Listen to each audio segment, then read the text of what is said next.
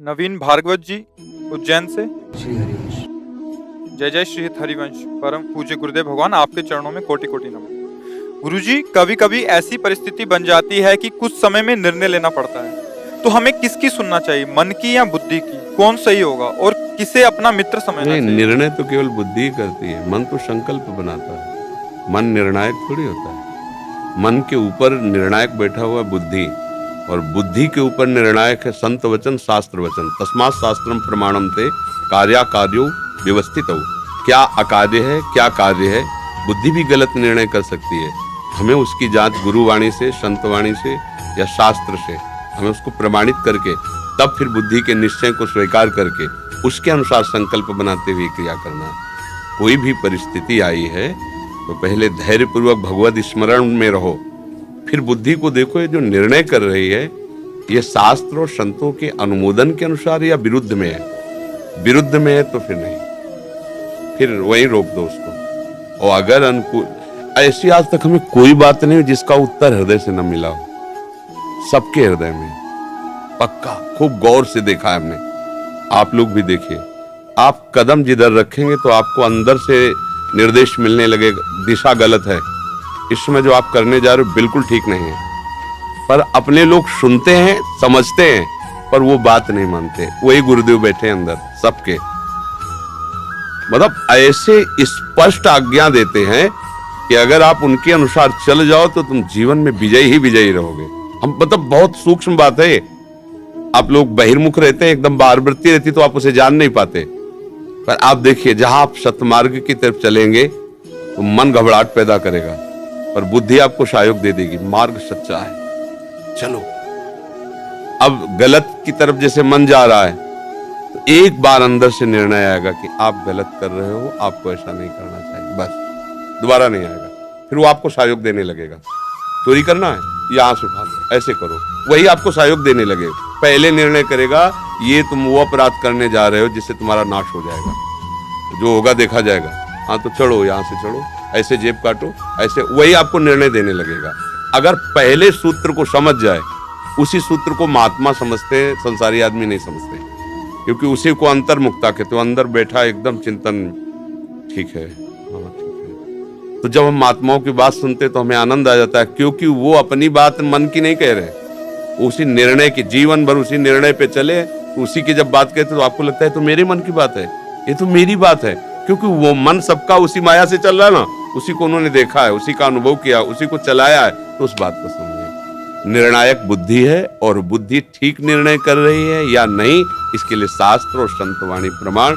मन का निर्णय ठीक नहीं। ये तो बड़ा विचित्र देवता है। कबहू मन रंग तुरंग चढ़े, कबहू मन सोच करे धन का, कबहू मन नारी प्यारी लगे, तो कबहू मन त्याग चले बन का। इसमें क्षण क्षण की प्रवृत्तियां, अब कौन सी इसकी बात माने? अब उसकी बात मत समझने के लिए बुद्धि का प्रयोग कीजिए।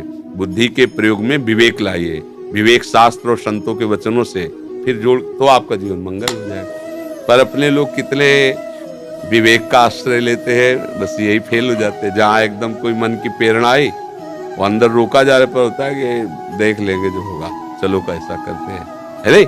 तो हमको वहां संभलना है। साधना इसी बात की होती है कि हमको आए हुए वेग को विचार पूर्वक प्रयोग करना है। वेग को सहन कर पाना ये संसारी पुरुष का लक्षण नहीं है, ये भागवतिक पुरुष का लक्षण है। सब वेग में बह रहे, जो इन वेगों को कंट्रोल करके और विवेक के द्वारा चलता है, नहीं, वो जलन हो रही, मन कह रहा है प्रशांत, वो धीरे धीरे साधना के द्वारा ऊंचाई पे चढ़ जाए।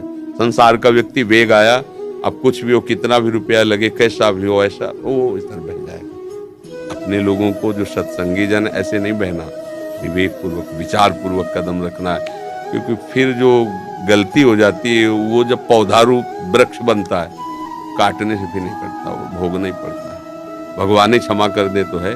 तो अब जैसे लोग गलतियां करते हैं और उस पर ध्यान नहीं देते हैं, जब आगे वो परिस्थिति में आएगी गलती, वो आपकी परिस्थिति को चौपट कर देगी।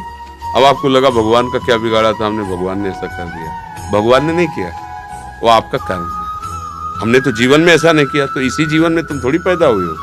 लाखों करोड़ों जन्म तुम्हारे हो गए, तो तुम्हारा लाखों करोड़ों जन्मों की कमाई जमा है, अच्छी या बुरी दोनों भोगने पड़ेंगे। जैसे कई बार देखा जाता है कि ज्यादा ज्ञान भी नहीं है और ज्यादा मतलब, लेकिन अरबों रुपया का हिसाब किताब उसके पास है, और तुम बहुत पढ़े लिखे हो, बहुत सब ज्ञान है, इंजीनियर, सब गोबर डालने को मिल रहा है, ना कोई काम मिल रहा है ना कोई मिल, ये उसका पूर्व संचित पुण्य है कि किसी काम का आदमी नहीं, 2 कौड़ी का दिमाग है पर वो अरबों पे खेल रहा है। और हम बहुत विवेकवान, बहुत बुद्धिमान, लेकिन ठीक से रोटी खाने की व्यवस्था नहीं हो पा रही। ये पूर्व कर्मों का हिसाब चल रहा है। बहुत मेहनत कर रहा है, धर्म से चल रहा है, लेकिन कुछ नहीं बन पा रहा, शराब पी रहा है, गंदे आचरण कर रहा है, वैभव मारा घूम रहा है। तो इसी में लोग चकरा जाते हैं कि गंदा आचरण कर रहा है फिर भी मौत से है, हम सही चल रहे हैं फिर भी दुख से हैं। तो ये संशय न रखे, पूर्व हिसाब किताब चल रहा है। आज की खेती कल काम आती है, नहीं आती नहीं। आज तुम्हारी खेती अच्छी है ना, कल मौज से तुम जीवन भर अच्छा खाओगे। वो बुरा जो अभी कर रहा है वो अच्छी खेती का भोग भोग रहा है, और जब इसकी बुरी फसल तैयार होगी तब तुम देखना फिर ये इसकी दशा बिगड़ जाएगी। इसलिए विवेक पूर्वक काम करो।